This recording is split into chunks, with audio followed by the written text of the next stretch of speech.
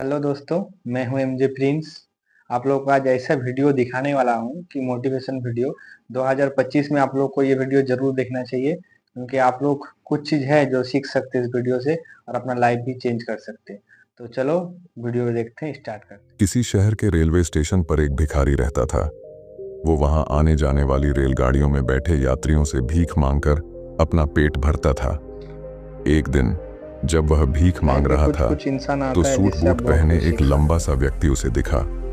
उसने सोचा कि यह व्यक्ति बहुत अमीर लगता है, इससे भीख मांगने पर यह मुझे जरूर अच्छे पैसे देगा।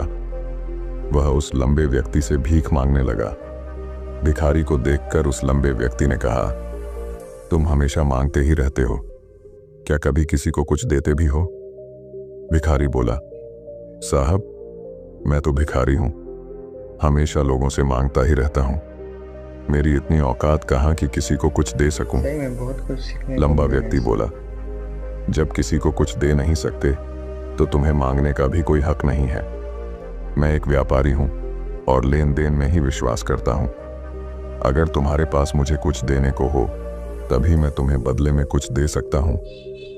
इतना कहने के बाद वह लंबा आदमी ट्रेन में बैठकर चला गया। इधर भिखारी उसकी कही गई बात के बारे में सोचने लगा। उस लंबे व्यक्ति के द्वारा कही गई बात उस भिखारी के दिल में उतर गई। वह सोचने लगा कि शायद मुझे भीख में अधिक पैसा इसीलिए नहीं मिलता क्योंकि मैं उसके बदले में किसी को कुछ दे नहीं पाता हूं। लेकिन मैं तो भिखारी हूं, किसी को कुछ देने लायक भी नहीं हूं।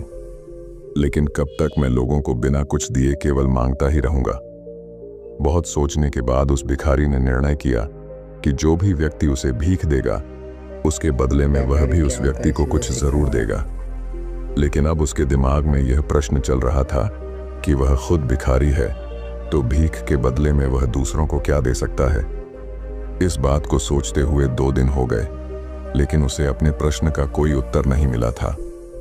तीसरे दिन जब वह स्टेशन के पास बैठा हुआ था तभी उसकी नजर कुछ फूलों पर पड़ी जो स्टेशन के आसपास के पौधों पर खिल रहे थे। जिससे आप बहुत कुछ सीख उसने सकते सोचा, क्यों ना मैं लोगों को भीख के बदले कुछ फूल दे दिया करूं।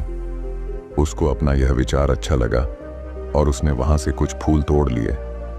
अब वह ट्रेन में भीख मांगने पहुंचा। अब जब भी कोई उसे भीख देता तो उसके बदले में वह भीख देने वाले को कुछ फूल दे देता। उन फूलों को लोग खुश होकर अपने पास रख लेते थे।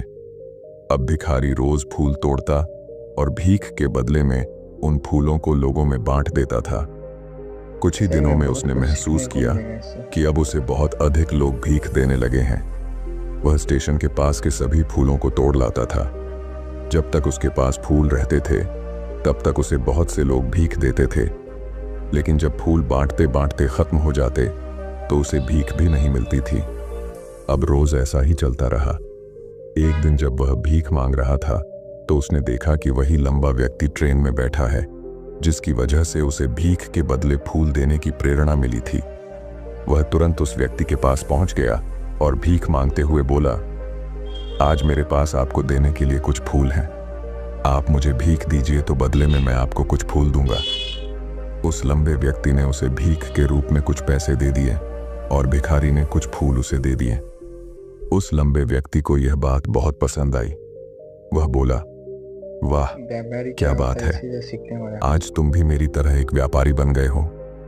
इतना कहकर फूल लेकर वह लंबा व्यक्ति अपने स्टेशन पर उतर गया।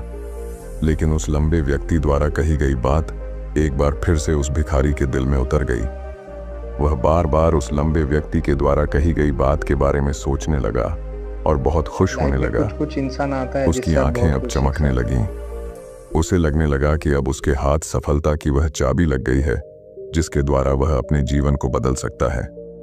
वह तुरंत ट्रेन से नीचे उतरा और उत्साहित होकर बहुत तेज आवाज में ऊपर आसमान की तरफ देखकर बोला, मैं भिखारी नहीं हूं, मैं तो एक व्यापारी हूं, मैं भी अमीर बन सकता हूं।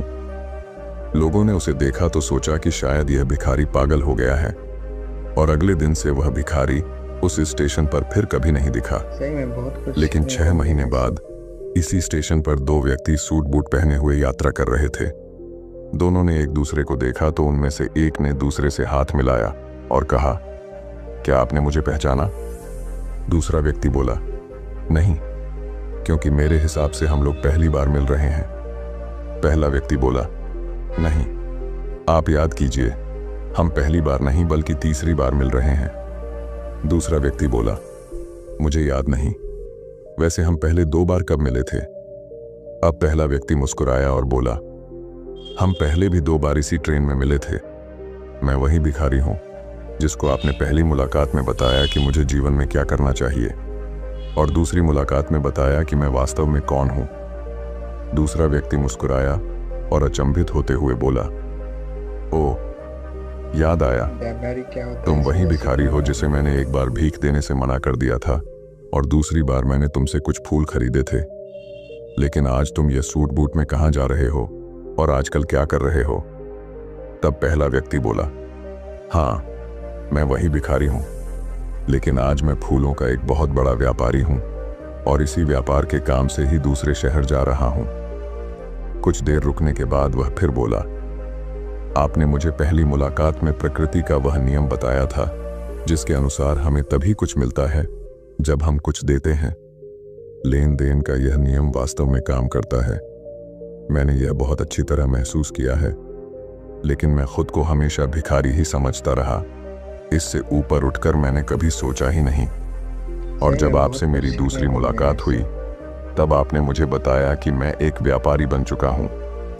अब मैं समझ चुका था कि मैं वास्तव में एक भिखारी नहीं बल्कि व्यापारी बन चुका हूं। मैंने समझ लिया था कि लोग मुझे इतनी भीख क्यों दे रहे हैं, क्योंकि वह मुझे भीख नहीं दे रहे थे बल्कि उन फूलों का मूल्य चुका रहे थे। सभी लोग मेरे फूल खरीद रहे थे क्योंकि इससे सस्ते फूल उन्हें कहाँ मिलते। मैं लोगों की नज़रों में एक छोटा व्यापारी था, लेकिन मैं अपनी नज़रों में एक भिखारी ही था।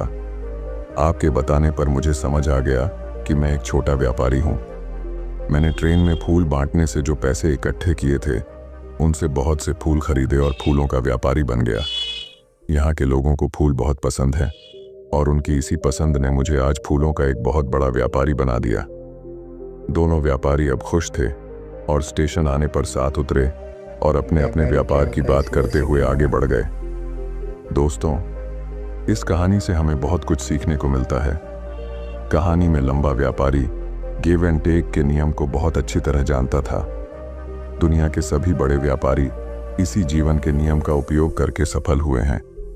इस फॉर्मूले को उसने भिखारी को भी बताया। भिखारी ने इस प्राकृतिक नियम को अपना लिया और इसका असर उसके जीवन में साफ दिखाई देने लगा। उसने अपनी सोच बदली और उसकी जिंदगी बदल गई। यह कहानी हमें बताती है कि हम यदि अपनी सोच बदल लें तो कुछ भी हासिल किया जा सकता है। यदि हम खुद को छोटा समझते रहेंगे तो हम हमेशा छोटे ही बने रहेंगे। बड़ा बनने के लिए हमें अपनी सोच को बदलना होगा और खुद के बारे में बड़ा सोचना होगा। कहानी का सार यह है कि सफलता आपकी सोच में छुपी होती है। खुद का आत्मसम्मान जगाइए, अपनी सोच को बड़ा बनाइए और देखिए कैसे आप सफलता के शिखर पर पहुंच जाते हैं।